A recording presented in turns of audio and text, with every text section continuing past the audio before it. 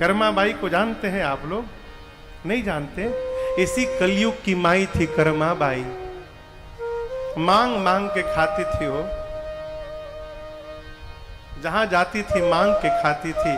एक दिन कन्हैया के मंदिर में गई, दोपहर में तो देखी कि दोपहर में पुजारी जी भोग लगा रहे थे। कर्मा माई बोली, ठाकुर जी ये पंडित आपको भूखों मार डालेगा, बताओ सुबह से आपको भूखा रखा।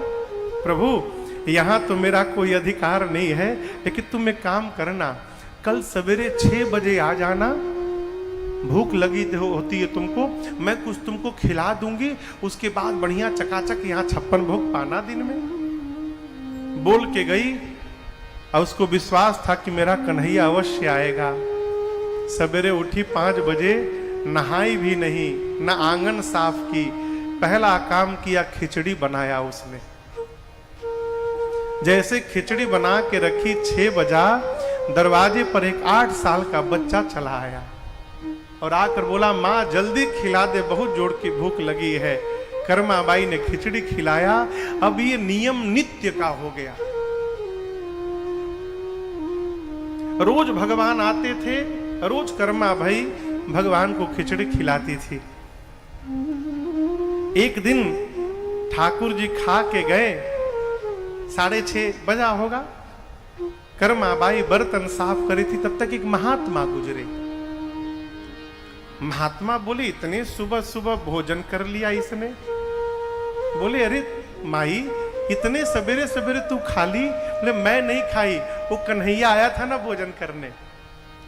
अब महात्मा बोले, हाँ तुम बहुत बड़ी भक्तन हो गई, भगवान तुम्हारे यहाँ भोजन करने आएंगे, और तू भगवान को खिलाती तो ऐसे खिलाती है? अभी तूने स्वयं स्नान नहीं किया है, तेरा आंगन गंदा पड़ा हुआ है, बर्तन जूठे पड़े हैं। माई बोली, प्रभु हमें कुछ पता नहीं कि कैसे करना चाहिए, क्या क्या करना चाहिए। महात्मा बोले, पहले तू स्वयं नहाना, आंगन को साफ करना, लीपना आंगन को, बर्तन साफ करना, फिर साफ सुथरा करके फिर भोजन बनाना। बोली, कल से करूंगी। अगले दिन उठी, साफ सफाई करने में ही समय हो गया, खिचड़ी बना नहीं था, तब तक भगवान चले आए। अब बोले, माँ जल्दी खिला। माई बनाई नहीं तो क्या खिलाएगी? जल्दी जल्दी बनाई। उधर पंडित जी महाराज मंदिर का पट खोलने के लिए घंटा पीट रहे हैं कि अब पट खोला जाएगा। भगवान अभी 2 ही 3 कौर खाए थे, जैसे देखे कि पंडित जी पट खोलने वाले हैं, अब मंदिर से मैं गायब हूं, भगवान तुरंत भागे। और आपको सत्य बताऊं माई बाप, जब पुजारी जी ने मंदिर का पट खोला न हो, तो ठाकुर जी के विग्रह में उनके दाहिने हाथ पर और भगवान के मुख पर खिचड़ी लगा हुआ था। मंदिर में पुजारी जी की मति घूम गई। रात को स्वप्न दिया भगवान ने पुजारी जी को, कहा किसी से कहिएगा मत, मैं नित्य कर्मा माई के पास खिचड़ी खाने जाता हूं। मैंने पढ़ा है, जब कर्मा बाई इस संसार में नहीं रही तो उसके बाद कई दिनों तक अगल बगल के लोगों को सवेरे सवेरे कर्मा बाई के घर से एक बच्चे के रोने की आवाज आती थी। कई दिनों तक भगवान जाते थे, खिचड़ी नहीं मिलती थी तो भगवान रोते थे। और वही खिचड़ी है कि आज भी श्री जगन्नाथपुरी में 56 भोग लगे चाहे न लगे, लेकिन जगन्नाथ भगवान को आज भी कर्मा बाई की खिचड़ी खिलाई जाती है और नित्य खिलाई जाती है। आपसे कहूं, एकादशी के दिन चावल छूना भी पाप है, खाना तो बहुत दूर। एकादशी के दिन ठाकुर जी की सेवा होती तो तिलक करके चावल नहीं लगाया जाता। केवल धरती पर एक स्थान है जहां एकादशी को भी कैद खाने में डाल दिया गया है, वो है जगन्नाथपुरी।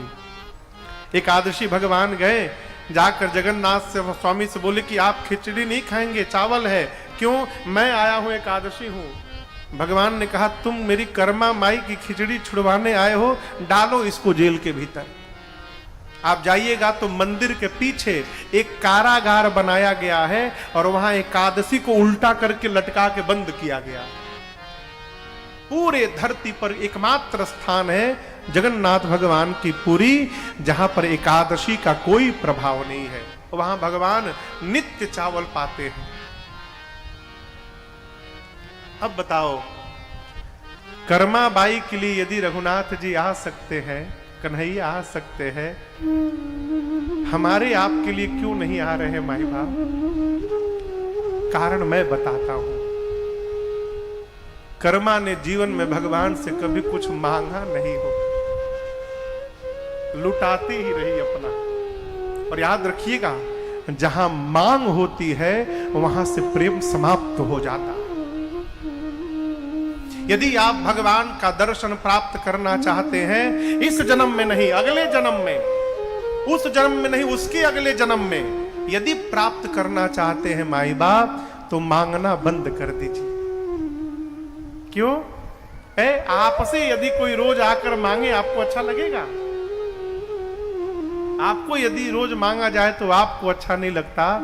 हम भी रोज जिनसे मांगते हैं, इनको कैसा लगता होगा?